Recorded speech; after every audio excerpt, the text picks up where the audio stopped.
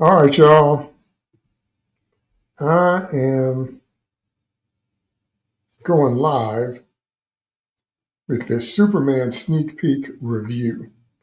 I've been asked about it several times. See, there have been so many trailers this week, I'm probably going to have to do a separate live for each trailer. So that's why I had to come on before my normal time, because, my normal time is Friday, 10 a.m. Central Standard Time. That's normally when I drop.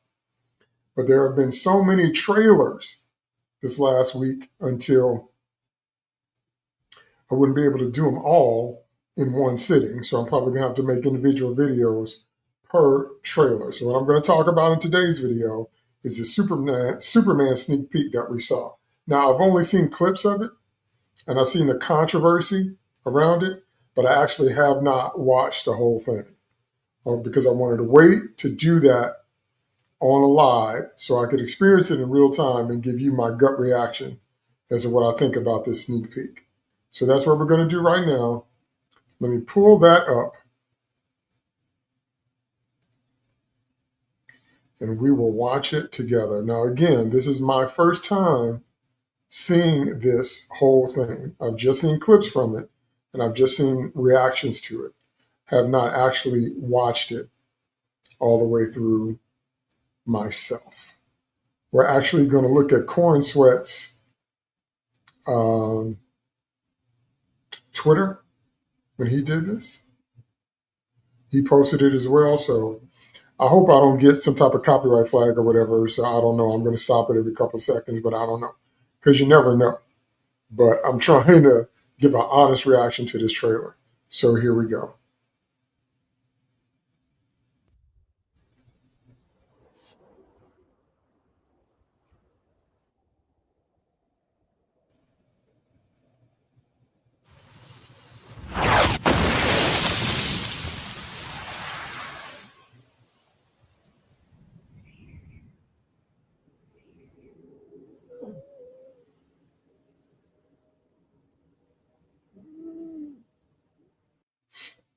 Yep. Okay. See, right off the bat. Now, I have said this many times. I tweeted this many times. I said it over and over again.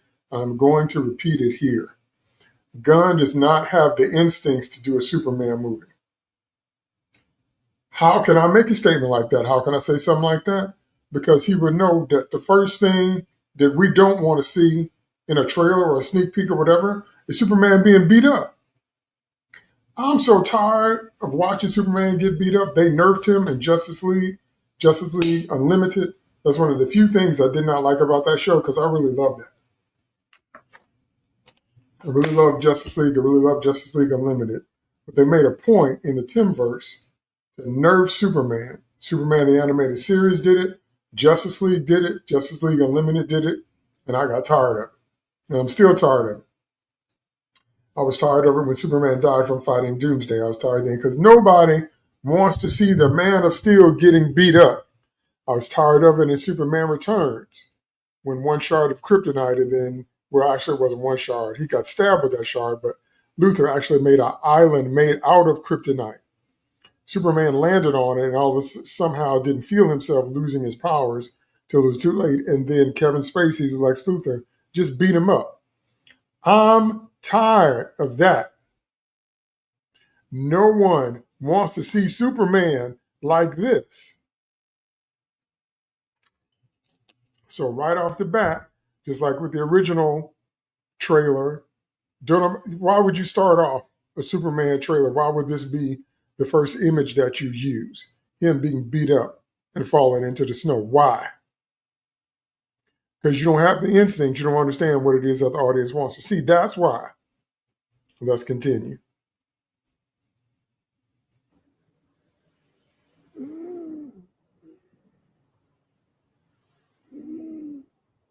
Was he whining like a dog? All right, because that's really how we want to see the Man of Steel.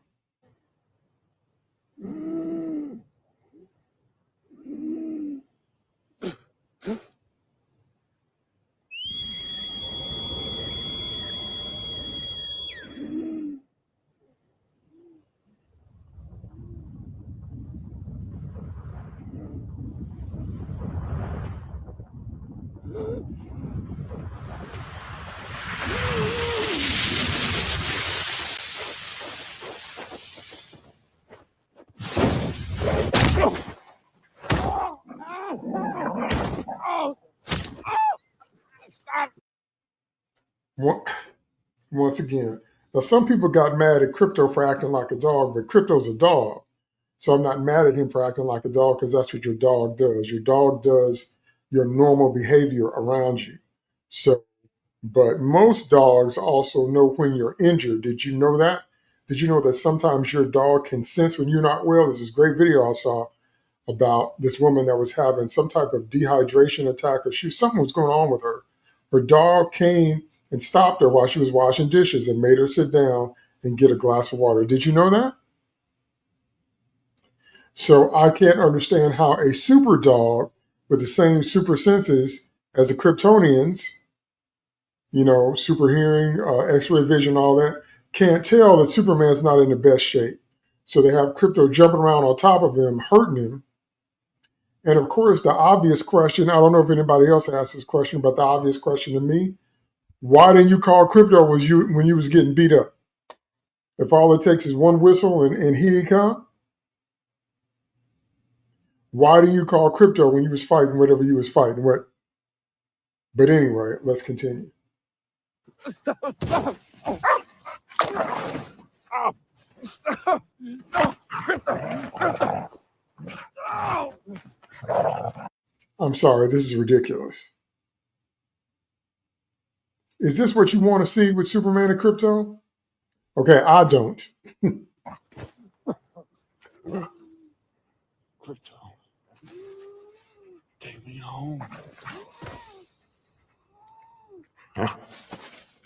Home.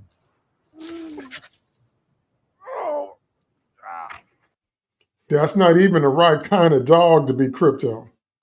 They did it better on Titans. If you haven't watched Titans, watch the episode where Superboy is introduced, Connell, and they have Crypto. That Crypto was perfect, not this one right here.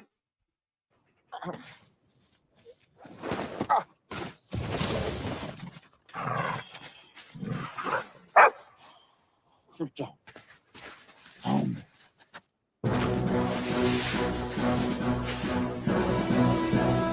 But this is what we want to see. Superman being dragged by his cape back to the fortress.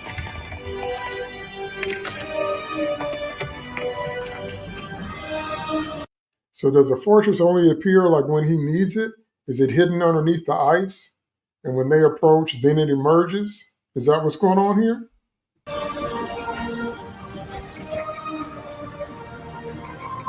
Let me also point out that it was the first Donner movie, the first Christopher Reeve movie that established the architecture of Krypton as crystalline. Up until that point, this type of architecture and type of structure wasn't really a part of the mythos. So I want you to understand what you're looking at here. It was the Donner Reeve first movie, Superman the movie, that introduced us to the crystalline structure of Kryptonian architecture. That's what made this, just so you know.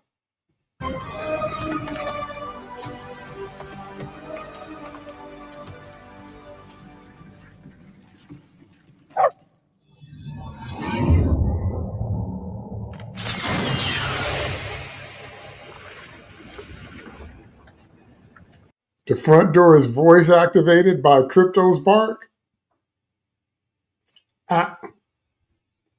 Maybe, I don't know. I don't know. I'm not feeling this, so I don't know. Superman.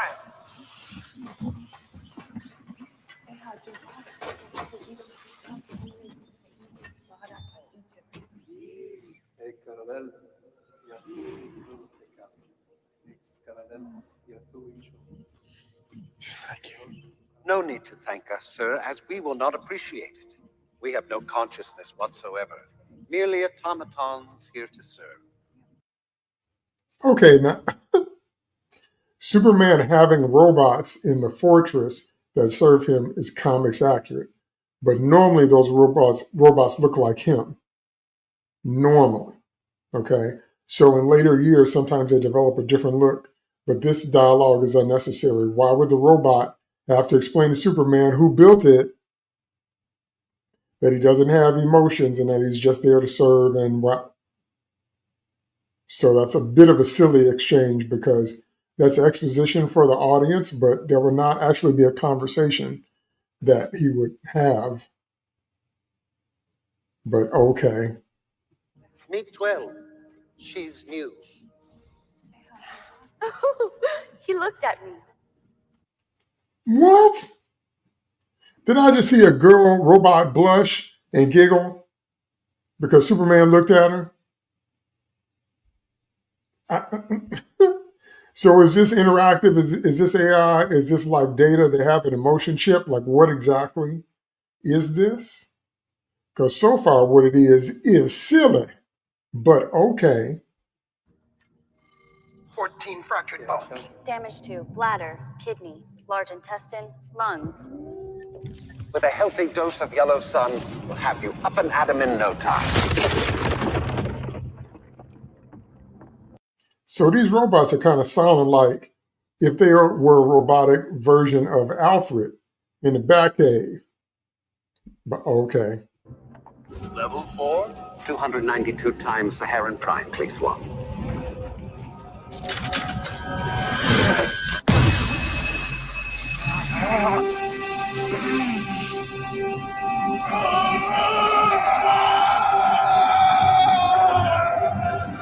Okay, now that was the most controversial thing that I saw on Twitter all week. First of all, if you know the comics, you know that Superman has a black and silver suit.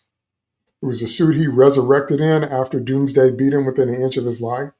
That black and silver suit is designed to capture solar radiation, metabolize it, and increase it so Superman can absorb it and recover and heal. Number one. Number two, him hollering and screaming underneath the sunlight. So people have been bending over backwards trying to justify that, trying to say that the sunlight is, making his bones realign and making his organs become 100% again. Yeah.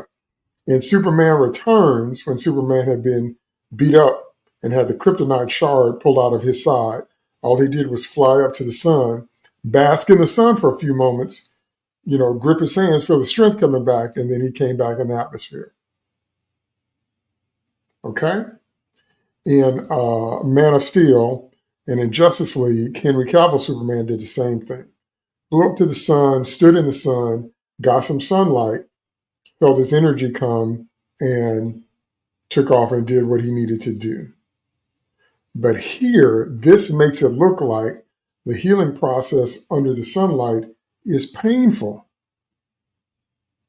I've never seen that type of reaction by Superman to sunlight, unless it was red sun radiation that was actually affecting his biochemistry and changing it. Red kryptonite or red sun takes away his powers because Krypton had a red sun and he has no power underneath the red sun, just a yellow sun. And red kryptonite from that isotope changes his biochemistry in such a way till the results are unpredictable. So I would expect this kind of reaction under a red sun bath where he feels his powers fading and it becomes human and vulnerable, or a red kryptonite exposure where his biology is actually changing. This doesn't make any sense. All week long, I have seen people try to justify this reaction that, it's fixing him and all that, but we've seen countless other times of Superman being hurt, flying up to the sunlight, basking in the sunlight and being restored that way without pain or writhing or screaming.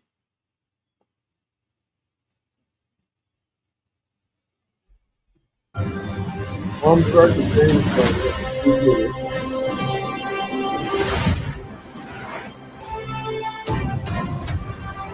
He's back.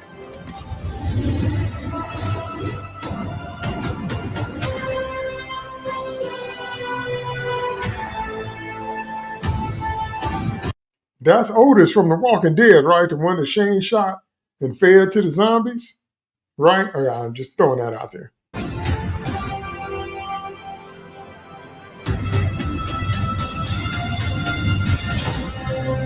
Now, the thing that looks most accurate to me in this whole kit and caboodle is Lois. So Rachel already looks like what I think Lois would look like in real life, translated. So I think she looks good. Haven't really heard him talk yet, but I think she looks the part.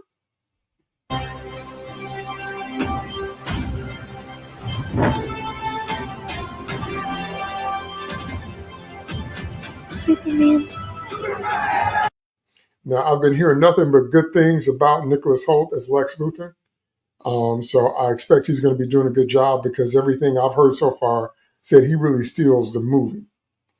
I personally am a little tired of Lex because now it's become the things like Batman and the Joker, Daredevil and Bullseye. It's like you can't have a movie without them now, and I don't agree with that. Superman supporting cast, yes. Lois, Jimmy Perry, the Kents, Ma and Pa Kent, they need to be there, yes. And Kara as well. You don't have to have Lex Luthor in every piece of content that features Superman, but whatever, that's just my personal thing. Terrific. Okay, now that picture is actually Metamorpho, but right here with him flying through that's the character that has on the full bodysuit with the U. So that's either Ultraman, or some have said that Ultraman actually turns into Bizarro. So originally Bizarro was from another planet called Bizarro World. That's actually square in nature in a different part of the galaxy. It was Superman the Animated Series that retconned him to be a failed clone of Superman. Lex Luthor tried to clone Superman. It went bad. That Superman turned into Bizarro. And then Smallville had their own take on that as well. And he hooked up with Lana, and Lana couldn't tell the difference between Bizarro Clark and regular Clark.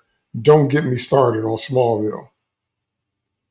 So some are saying this might be Ultraman, and some are saying this might be Ultraman going into Bizarro. But anyway, this probably is the scene of the place where he gets beaten up so badly and gets all that abdominal and bone damage. Okay, and once again, that even if that happens in the movie, I can't understand putting that in a trailer or a sneak peek and why he thinks people want to see that. Superman, by definition, is supposed to be larger than life, not getting beat up by everything that he faces.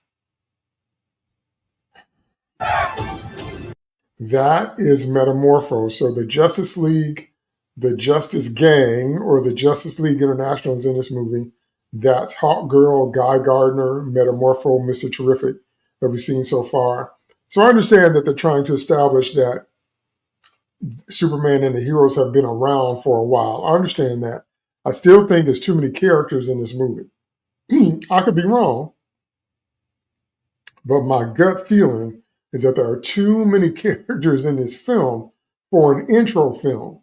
What we want to see is Superman at his peak and Superman kind of doing what he does. So I'm trying to understand how these other characters are going to fit in to what's going on. I think the movie's already a little bit crowded, and because it has a shorter runtime, I'm also doubly wondering how we're going to fit in all these different scenarios and characters. How are we going to fit in Lex and Ultraman and perhaps Bizarro and Crypto, and might be a spoiler appearance by Kara and the Justice Gang, Guy Gardner, Hawkgirl, Metamorpho, Mr. Terrific, and God knows who else. Feels kind of overstuffed to me.